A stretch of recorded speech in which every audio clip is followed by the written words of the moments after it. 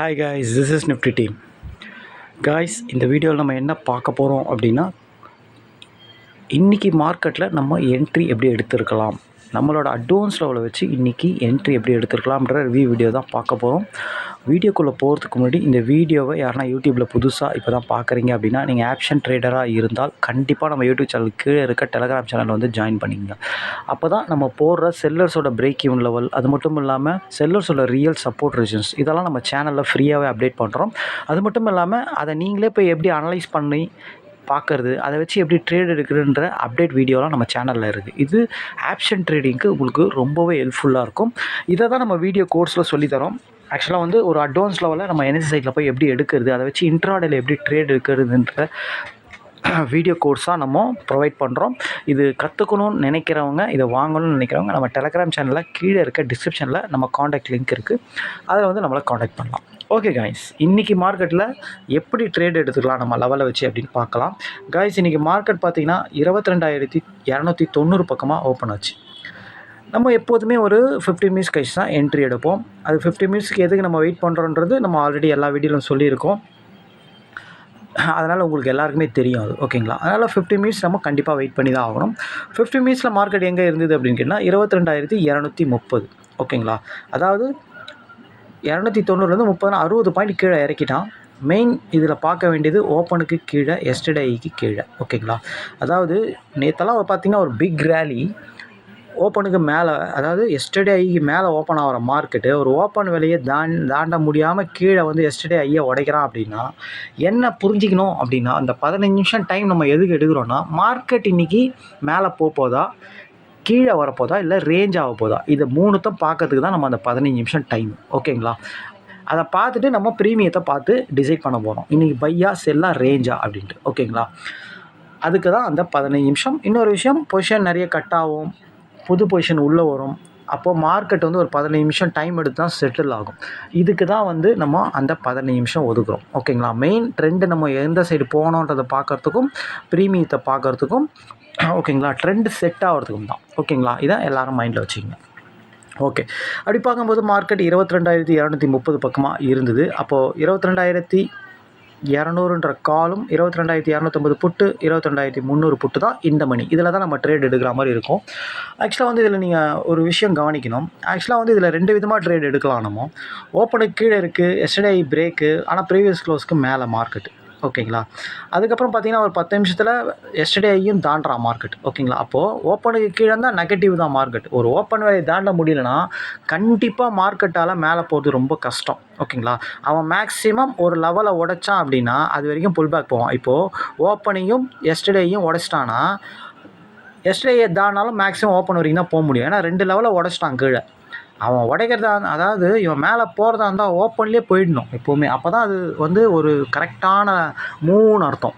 அவன் உடைச்சிட்டு திருப்பி மேலே வரான் அப்படின்னா ரொம்ப ரேர் தான் அது மேலே போகிறது, ஓகேங்களா? அப்போது இந்த ஓப்பனை தாண்டினா தான் உங்களுக்கு மேலே போகும்ன்றது உங்களுக்கு க்ளீனாக தெரியும். 15 நிமிஷம் நீங்கள் பார்த்து வச்சுட்டீங்க. அப்போது இந்த ஓப்பனை தாண்டுற வரைக்கும் இந்த ஓப்பனை ஸ்டாப் லாஸாக வச்சு நீங்கள் செல்லு தான் அடிக்கணும், ஓகேங்களா? ஆனால் ஒரு லெவலை உடச்சா அவன் புல் பேக் கண்டிப்பாக போவான் ரீடெஸ்ட் எடுக்கிறதுக்கு, ஓகேங்களா? அப்போது இங்கேருந்து இங்கே ரீடெஸ்ட்டு போவான். ஒன்று நீங்கள் இங்கேருந்து இது வரைக்கும் போகிற என்ட்ரியை கால் ஆப்ஷனை எடுக்கலாம், ஓப்பன் வரைக்கும் டார்கெட் வச்சு வெளியே வரலாம். அதுக்கப்புறம் ஓப்பனை போய் டச் பண்ணும்போது அங்கே இருக்கிற புட் ஆப்ஷனை எடுக்கலாம். 2 ஆப்ஷன் இருக்குது உங்களுக்கு. நீங்கள் இதை எடுக்கிறதுனாலும் எடுக்கலாம், இல்லை விடுறதுனாலும் விடலாம். இது உங்களோட சாய்ஸ் தான், ஓகேங்களா? ஆனால் இங்கே வர என்ட்ரியை மட்டும் நீங்கள் மிஸ் பண்ணக்கூடாது. கண்டிப்பாக ரீடெஸ்ட்டில் வந்து இங்கே நிற்கும் போது புட் ஆப்ஷன் எடுக்கிறத விடக்கூடாது, ஓகேங்களா? அப்படி பார்க்கும்போது நம்ம இங்கேருந்து இங்கே போகிற ஒரு சின்ன என்ட்ரி எடுத்தோம்.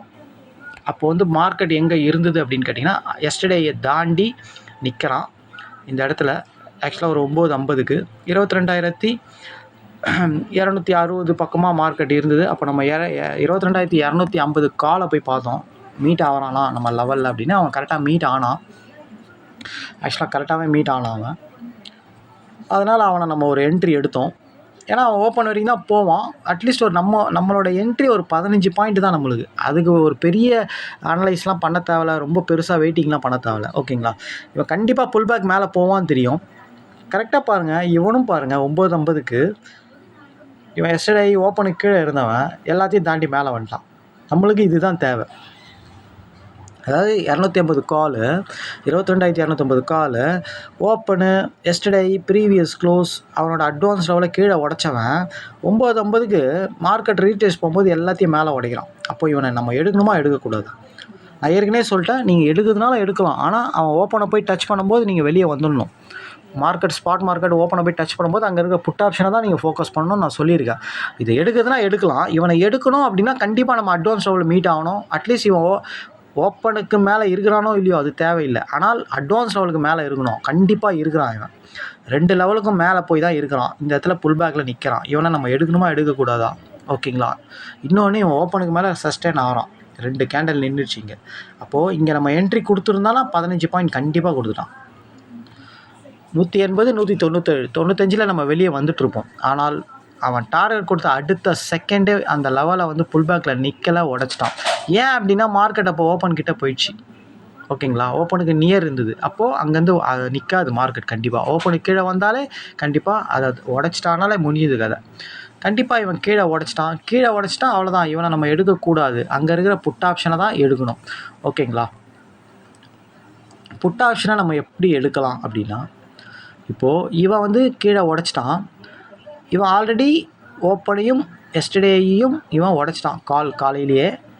அதுக்கப்புறம் ரிக்கவர் ஆகி மேலே வந்து நம்மளுக்கு டார்கெட் கொடுத்துட்டு திருப்பியும் உடச்சிட்டான். 2 வாட்டி உடச்சிட்டான்.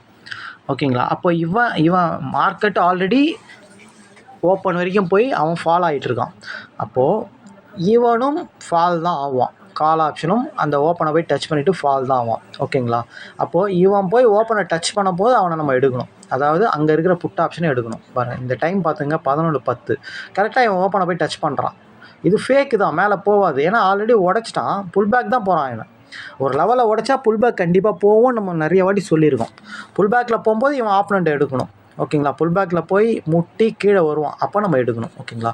அப்போ 11:05க்கு இவன் கரெக்டாக 11:05, 11:10 கீழே வரான். இவன் ஓப்பன் ப்ரைஸில் முட்டி. ஓகேங்களா? அப்போது அங்கே இருந்த புட் ஆப்ஷன் யார் அப்படின்னு கேட்டிங்கன்னா 22,300. ஓகேங்களா? இவன் பாருங்கள், தெளிவாக பாருங்கள். அதே 11:10க்கு என்ன பண்ணுறான் பாருங்கள். அவனோட ஓப்பன், அவனோட எஸ்டர்டே, அவனோட அட்வான்ஸ் லெவல் எல்லாத்தையும் கீழே உடைக்கிறான் 11:10க்கு. அப்போ இவன் என்ன பண்ணுறான், அங்கே இருக்கிற புட்டு க்ளீனாக இவனோட அட்வான்ஸ் லெவலில் மீட் ஆனால் என்ட்ரி உங்களுக்கு. ஓகேங்களா? அதாவது நீங்கள் 300 எடுக்கிறீங்கன்னா இவன் ஓப்பன் வரைக்கும் போவான் கண்டிப்பாக. ஏன்னா இவனும் ஓப்பனுக்கு கீழே ப்ரீவியஸ் க்ளோஸ் கீழே இருக்கிறான். ஆனால் அவன் ப்ரீவியஸ் க்ளோஸ் வரைக்கும் போயிடுவான். 190 வரைக்கும் போயே ஆகணும். ரூல் அதுதான். ஏன் அப்படின்னா இவனோட ஆப்பனண்ட் வீக்காக ஆகிட்டான். ஓகேங்களா? ஃபஸ்ட் ஹாஃபில் அவன் மேலே போக ட்ரை பண்ணுறான். ஓப்பனை தாண்டி மேலே போய் டார்கெட் கொடுத்தானே தவிர அவன் வந்து அந்த ஓப்பன் மேலேயோ எஸ்டர்டே ஐ மேலேயோ நிற்க முடியல. அப்போது ஸ்டார்டிங்கில் மார்க்கெட் ஓப்பன் ஆகும்போது கால் பயங்கர வீக்கு.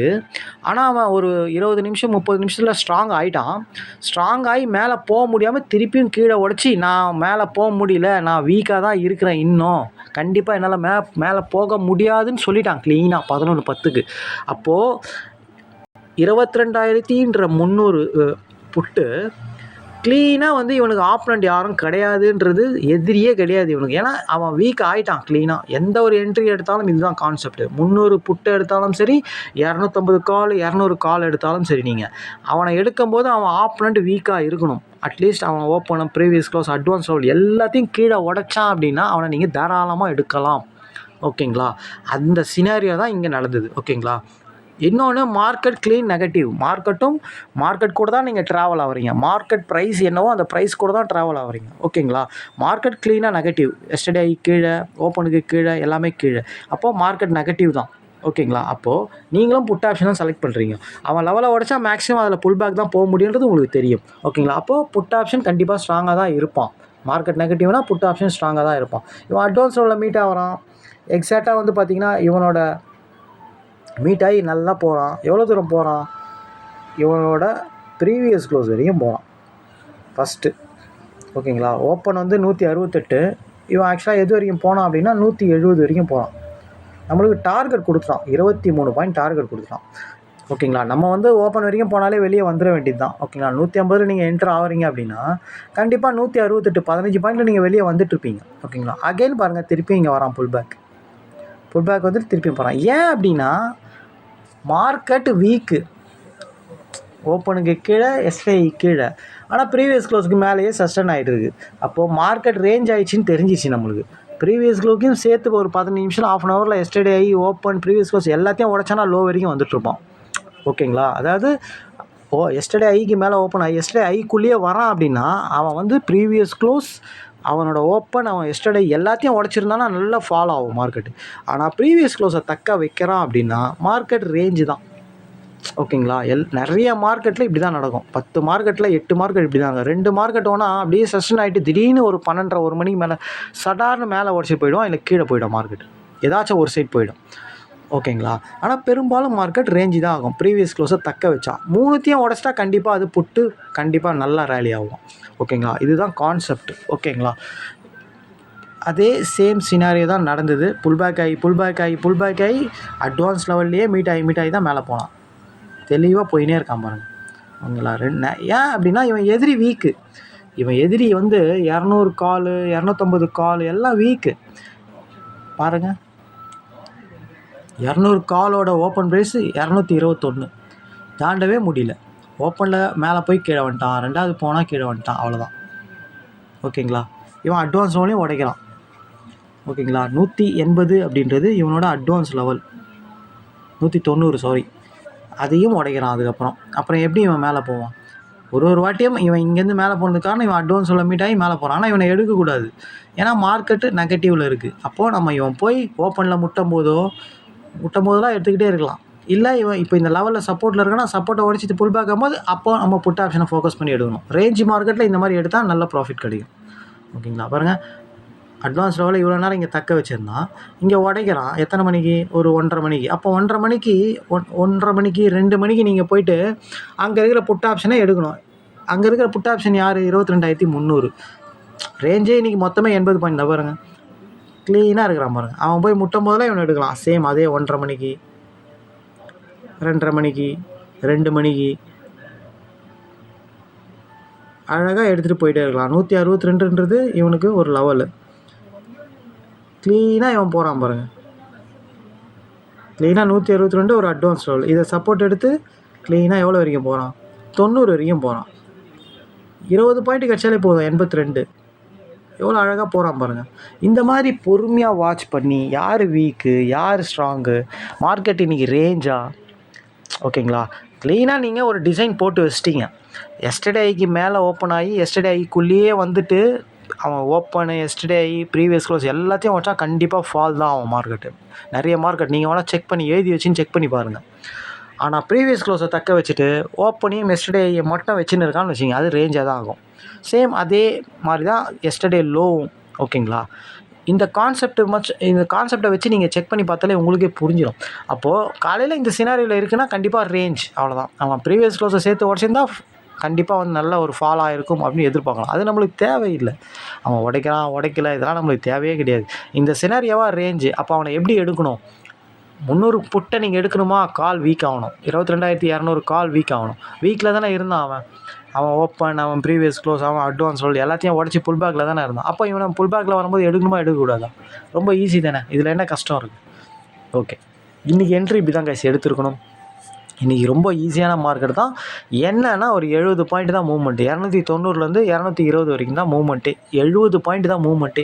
அந்த மூவ்மெண்ட்டில் கூட நம்ம அட்வான்ஸ் லெவலில் வச்சு 2 சைடும் எடுக்கலாம் நம்ம என்ட்ரி. ஓகேங்களா? இவன் போய் போக முடியாத இடத்துக்கு போகும்போது அவனை எடுக்கணும், அவன் போய் போக முடியாத இடத்துக்குல இவனை எடுக்கணும். இதில் வந்து நீங்கள் அதிக முக்கியத்துவம் யாருக்கு கொடுக்கணுன்னா புட் ஆப்ஷன் தான். ஏன்னா மார்க்கெட் ஓப்பனுக்கு கீழே எஸ்டர்டே கீழே இருந்தது. அப்போது புட் ஆப்ஷன் கண்டிப்பாக ஓப்பனுக்கு மேலே அட்வான்ஸ் லெவலுக்கு மேலே போவான். அப்போ அவனை தான் நீங்கள் ஃபோக்கஸ் பண்ணணும். காலை ஃபோக்கஸ் பண்ணலாம், ஒரு என்ட்ரிக்கு மேலே எடுக்கக்கூடாது. ஓகேங்களா? அதாவது அவனை தான் கரைக்க போகிறாங்க, 2 பேரையும் தான் கரைப்பாங்க. ஓகேங்களா? இந்த மாதிரி சினாரியோவில் 2 பேரையும் கரைப்பாங்க. ப்ரீமியத்தை கரைக்கிறதுக்கு தான் இந்த மாதிரி சினாரியோவில் இருக்கும் மார்க்கெட்டு. ஓகேங்களா? 2 சைடும் ப்ரீமியம் கரைஞ்சிக்கிட்டே இருக்கும். காலையில் இருந்த ப்ரீமியம் இப்போ இருக்காது. நீங்கள் வேணால் செக் பண்ணி பாருங்கள். க்ளோசிங் ஆகினவனா, மார்க்கெட் க்ளோஸ் ஆனவனா செக் பண்ணி பாருங்கள். காலையில் எந்த ரேட்டில் ஓப்பன் ஆச்சு, 2 ப்ரீமியத்தை வச்சு பாருங்கள். நேற்று க்ளோசிங் ப்ரைஸுக்கும் இன்றைக்கி க்ளோசிங் ப்ரைஸையும் வச்சு பாருங்கள் எவ்வளோ ஒரு ப்ரைஸ் கரைஞ்சிருக்குன்னு. 2 பேருமே மூவ்மெண்ட் கொடுத்தானுங்க, ஆனால் 2 பேருமே கரைஞ்சிருப்பானுங்க. நீங்கள் வேணால் செக் பண்ணி பாருங்கள். ஓகேங்களா? இதுதான் ரேஞ்ச் மார்க்கெட்டில் நடக்கக்கூடிய விஷயம். ஓகேங்களா? ஓகே, இன்றைக்கி என்ட்ரி சின்ன மூமெண்ட்டு தான் இருந்தாலும் ஒரு டீசென்ட் ப்ராஃபிட் கிடச்சிது. ஓகேங்களா? இதில் நீங்கள் ஜெயிக்கணும், இந்த ஆப்ஷன் பையிங்கில் ஜெயிக்கணும் அப்படின்னா கண்டிப்பாக வந்து உங்களுக்குன்னு நம்ம ஸ்ட்ராட்டஜியை வச்சு ஒரு டிசைன், நம்ம இந்த மாதிரி இடத்துல தான் ட்ரேட் இருக்குன்னு ஒரு டிசைன் பண்ணிக்கணும். இப்படி மார்க்கெட் ஓப்பன் ஆனால் இப்படி தான் இருக்கும் அப்படின்றது ஒரு டிசைன் இருக்குது. அதை நம்ம டெய்லி சொல்லிக்கிட்டு தான் இருக்கோம். எஸ்டர்டே ஐ பிரேக் இல்லை எஸ்டர்டே ஐக்குள்ளே வருது, எஸ்டர்டே லோ பிரேக் இல்லைனா எஸ்டர்டே லோக்குள்ளேயே வருது. ஓகேங்களா? அந்த மாதிரி எஸ்டர்டே ஐக்குள்ளே வரும்போது ப்ரீவியஸ் க்ளோஸ், ஓப்பன், எஸ்டர்டே எல்லாத்தையும் சேர்த்து உடச்சான் அப்படின்னா மார்க்கெட் ஃபால். எதையாச்சும் ஒன்று தக்க வச்சிட்டானா ரேஞ்சு. இதே தான் லோ சைடும். இவ்வளோ தான் கான்செப்டே. மொத்தமே ஒரு 5 செட்டப் தான். இந்த 5 செட்டப்பில் இருந்தால் மட்டும் நீங்கள் ட்ரேட் எடுத்தாலே ப்ராஃபிட்டு.